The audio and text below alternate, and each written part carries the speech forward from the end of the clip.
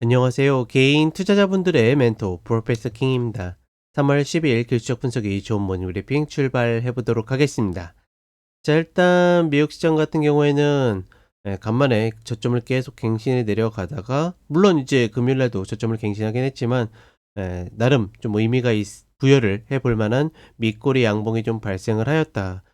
장중에 변동성이 좀 이렇게 너무하다 싶을 정도로 좀 많이 벌어지는데, 그러니까 여기에서 너무하다라고 이야기한 이유는 뭐냐면 시장에서, 그러니까 예를 들어서 상승하다가 갑자기 꺾였는데 꺾여서 눌림이 아니라 갑자기 팍 떨어지면, 그쵸? 지수가 예를 들어서 1.5% 2%가 떨어진다라고 그러면 사실 아무런 이유가 없기보다는 뭔가가 재료가 발생을 했을 가능성이 높은데, 최근 미국 시장은 그런 게 없습니다.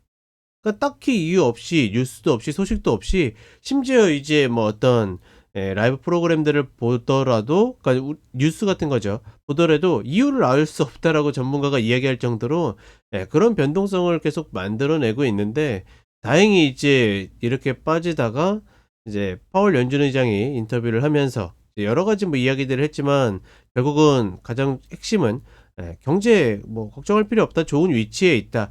저는 이 좋은 위치라는 거를 만약에 어떤 시장에 진짜 안심해 주기 위한 메시지라고 그러면 조금 더 유연하게, 그러니까 금리 인하의 여지도 있기 때문에 언제든 우리가 나설 수 있어서 위치가 좋을 뿐만 아니라 조금 나빠진다 하더라도 괜찮다, 이런 식으로 조금 더 풀어내면 매수 플레이 입장에서는 좀 더 좋았겠지만, 그렇지 않더라도 전반적인 이야기들을, 그러니까 대표적으로 이제 고용이나 이런 것들이 물론 이제 트럼프의 정책에 의해서 변동성이 있을 수 있겠지만 아직까지는 굉장히 괜찮은 흐름이다, 이 이야기를 좀 했는데, 어찌되거나 그러면서 시장이 다시 좀 올라오는 모습이었다. 최근 시장에 가장 큰 불안 요소를 주고 있는 두 축이 경기 침체에 대한 것, 즉 인플레이션의 상승, 물가의 상승과 고용의 침체, 고용의 하락, 이게 이제 가장 첫 번째 요인이고, 두 번째가 이제 어떤 딥시크 말부터 시작했었던 AI 반도체에 대한 의구심으로 기술주들이 고생을 하는 거잖아요. 근데 이제 전일 어떤 브로드컴의 실적 발표랑 어떤 예측, 또 다른 이야기들을 통해서 나름 그런 부분들에 대해서 좀 불식이 됐고, 그다음에 경기 지표도 그러니까 막 베스트는 아니었지만 나쁘지 않았고, 파월 의장이 이런 이야기를 해 줬으면 사실 최근에 저 위에서부터 한 10% 정도 조정을 줬었던 어떤 원인들이 어느 정도 좀 해소될 수 있는 날이었음에도 불구하고 사실 그렇게 오르지 못했다라는 것은 상당히 아쉽긴 하지만, 어찌 됐거나 단기 저점을 좀 만들 수 있는 그런 패턴들을 만들었다, 이 정도로만 좀 인지하시면 좋을 것 같고, 다만 장중에 그냥 단순하게 변동성이 크다 이 아니다 이 문제보다는 매도가 매도를 낳는, 그러니까 이탈만 하게 되면 갑자기 그냥 어느 순간부터 매도가 쏟아지는 그런 흐름들이 좀 계속 발생을 하고 있다. 그런 부분들은 좀 별로 그렇게 좋아 보이진 않는다, 뭐 이 정도로 인지하시면 될 것 같고, 어찌 되었거나 이번 주에는 사실 이제 물가 지수들, 그러니까 우리 뭐 흔히 이제 아는 CPI, PPI 뭐 이런 것들이 좀 발표가 되는데, 그 과정 중에 이제 제가 봤을 때는 트럼프 입만 조금 조심한다라 그러면 나름대로 좀 반등치는 어느 정도 나올 수 있지 않을까. 다만 그 과정이 그냥 스무스하게 이루어지진 않을 것이다, 뭐 이렇게 보고 있습니다. 자, 그리고 한국 시장 오게 되면 굉장히 양호한 흐름들을 보이고 있습니다. 특히나 최근에 미국의 저런 하락에도 불구하고 지속적으로 개파랗고 양봉들을 발생을 하면서 나름 지지력 있는 그런 모습들을 보여주고 있는데, 문제는 지수보다는 좀 종목이지 않을까.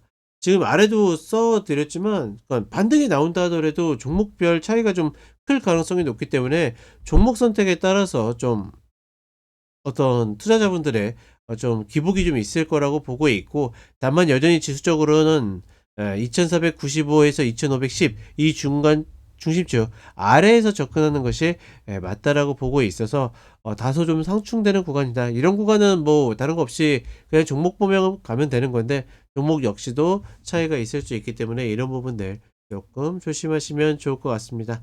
자, 그럼 간단하게 차트 보도록 하겠습니다. 자, 나스닥 선물 30분 흐름을 보게 되면 여전히 30분의 120평 이 자리를 올라타지 못한 흐름을 보이고 있는데, 다만 저점을 깨고 나서 오랜만에 밑꼬리 양봉을 보였다라는 거, 특히나 선물보다는 이제 현물이 좀 더 좋은 차트를 좀 만들고 있는데, 18,000 자리에서 어찌 됐거나 좀 지켜지는 흐름이 나와야 된다라고 이야기 드렸고, 여기에서 밑꼬리 양봉을 보였기 때문에 그래도 이런 19,000, 뭐 120평 자리죠. 일봉상 120평 요런 자리들은 한번 반등을 해 주는 것이 어 더 빠지더라도 정석적이다, 뭐 이렇게 보고 있고, 그 외에 다우 같은 경우에도 지금 120평을 이탈해 있는데, 이런 지금 흐름들이 대부분 일봉상 120평을 다시 저항을 확인하러 가야 될 구간이다. 단순히 위로 목표만 보는 게 아니라 단기적으로도 디딜 자리들을 디뎠다, 뭐 이렇게 보시면 될 것 같고, 그리고 한국 시장으로 오게 되면 120평 잘 지켜내고 있죠.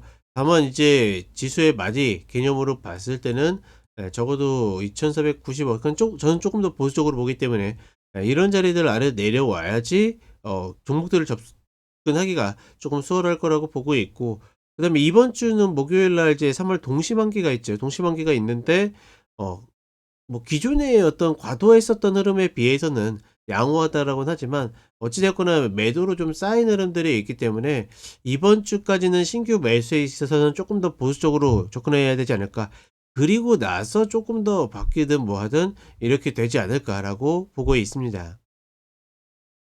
그리고 코스닥 같은 경우에는 뭐 최근에 이제 업종별 흐름에 따라서 좀 등락폭이 있다 보니까 사실 지수적 흐름에서는 코스피를 보는 것이 맞다라고 보고 있고, 다만 계속 이야기 드리지만 2차 전지가 순환매의 흐름을 받아야지 시장 전체적으로 좀 이제는 하방 경직성을 가질 수 있는 그런 조건들을 좀 가지고 있다, 그 정도로만 인지하시면 되겠다. 전반적으로 한국 시장은 여전히 종목 중심으로 접근을 해야 된다, 이렇게 정리를 해 드리도록 하겠습니다. 자, 그럼 한 주도 화이팅 하시고 저는 쇼츠로 또 찾아뵙도록 하겠습니다.